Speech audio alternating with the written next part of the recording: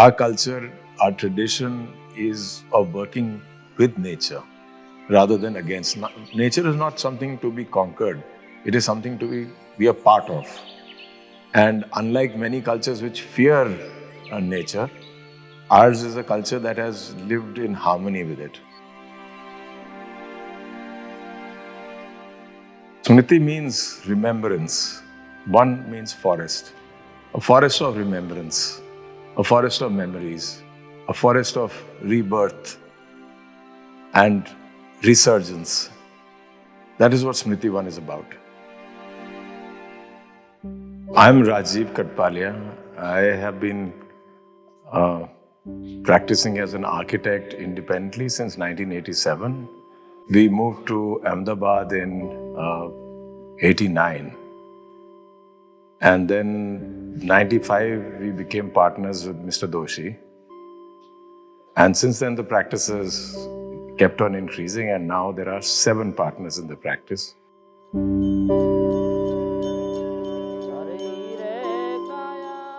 Kutch is a very unique part of our country. Not only in Gujarat, it used to be the backwaters. The other aspect of Kutch which is fascinating is the kind of climate and the kind of resilience that it has created in the people that live out here. But then it is also the place of ancient culture and our history.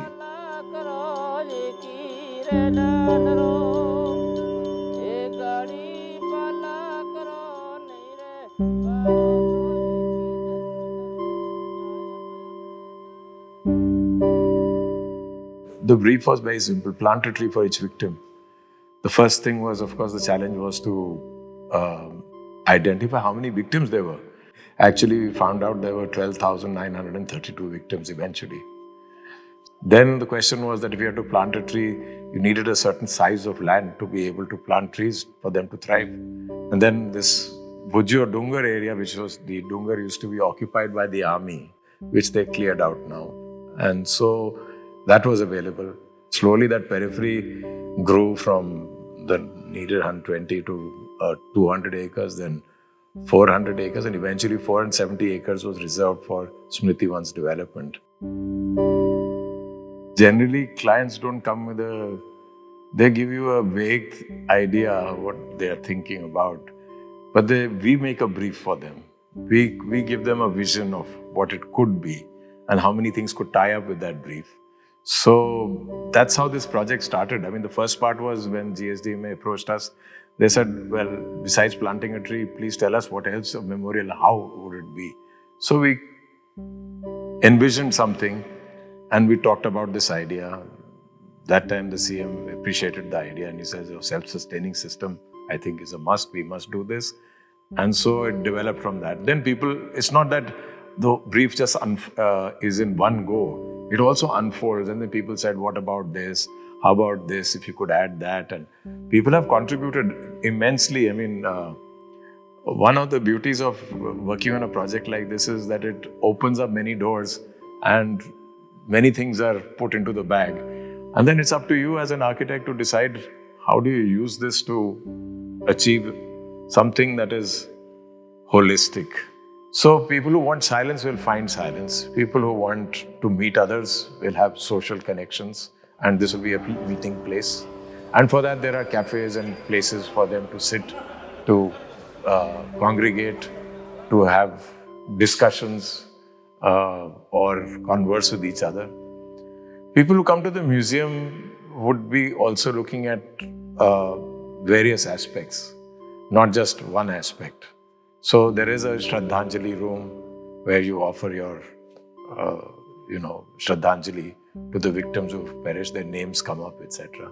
There is, of course, the earthquake simulator to give you an experience of what it is. But there are other ones that tell you about science and facts of why earthquakes take place and how you should build in where earthquakes play, how you should protect yourself. There are also places which talk about how people who so heroically rescued and set up things.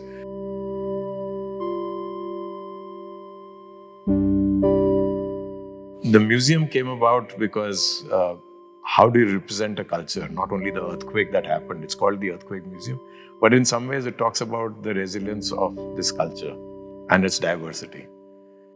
And so it is anchored by various galleries of different kinds.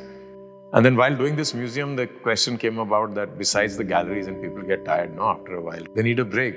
So the spine in between does many things. It not only connects these galleries, but it's a place that is a place of break from the museum, where many other events can also take place. So this is how the museum was conceived.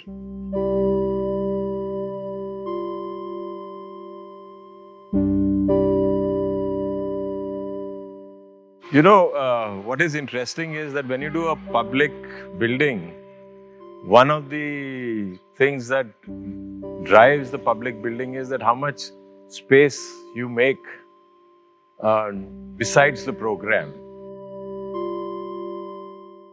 Very often what happens is that you get tired after going through a gallery and there's museum fatigue.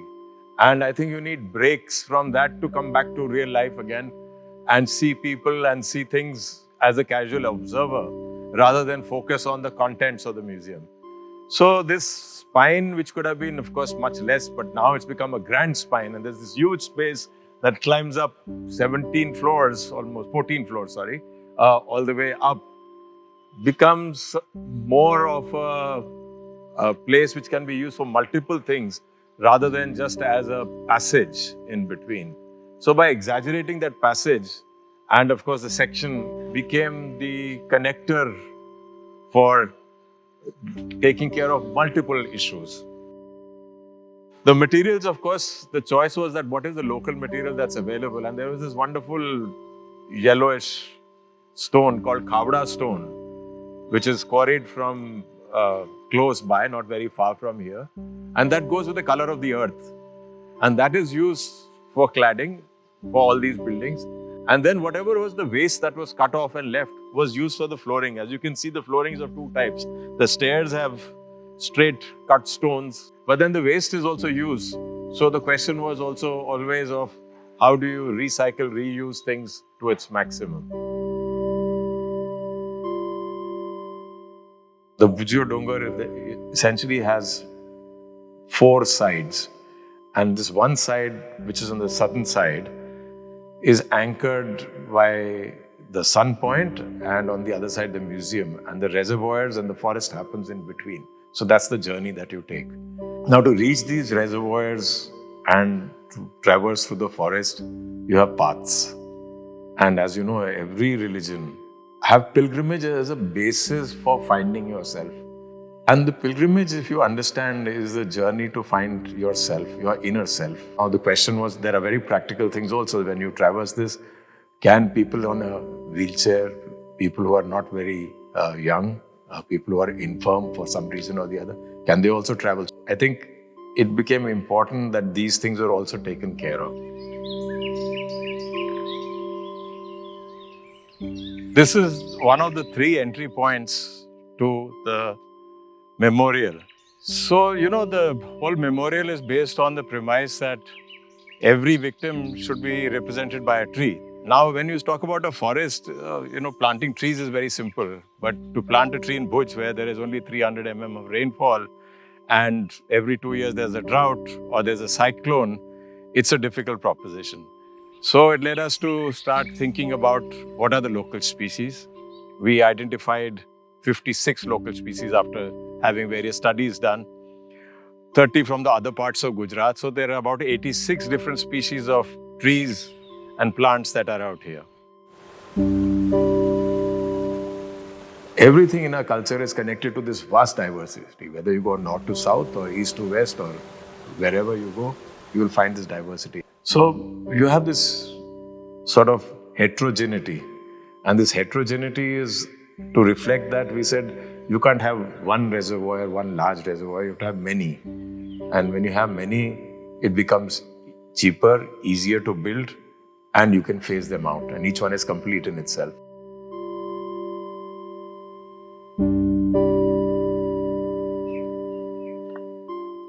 So the whole idea behind these structures is to produce a set of reservoirs that leak water into the earth. the cycle was that how do you arrest rainfall and recharge it into the earth?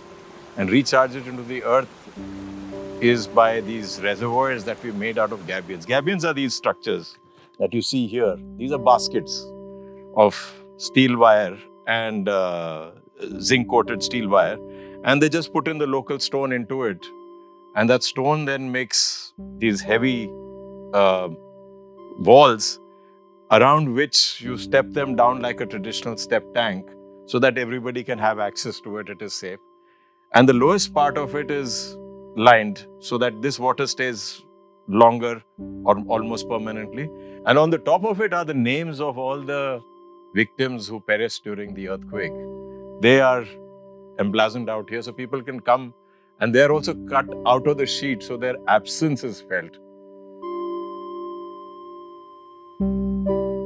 On the other side is the Sun Point, is the other anchor where they wanted a place to watch the sunset, and we said, why not watch sunrise? I mean, in all human beings, there's a desire to connect to the infinite. You know, deep inside us, we are always looking at how do we become larger than what we are. And so, how do you connect? You have the journey, you have the pilgrimage, and you're trying to connect to your infinite self, and as well as go deeper within and connect to the celestial being.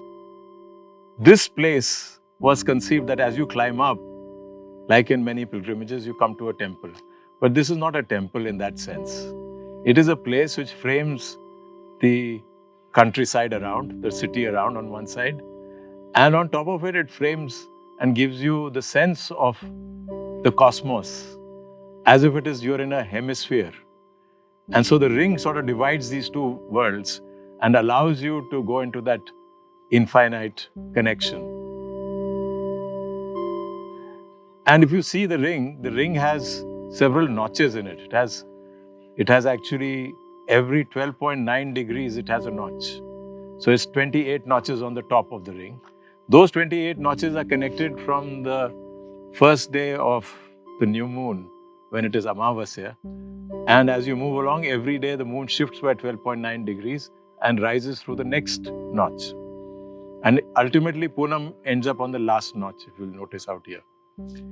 The lower part of it also has certain notches in it, and it has these pillars that are going through it. Now, if you come here on the day of the equinox, or you come here on the day of the summer or winter solstice, you will see the sun rise or sunset through these lower notches. So this is what they call a luni-solar calendar. Both the things are combined together.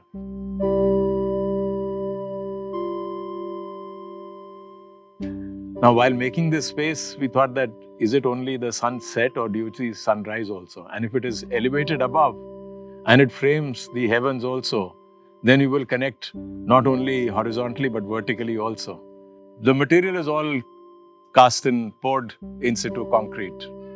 And we made these molds to have these various images on it.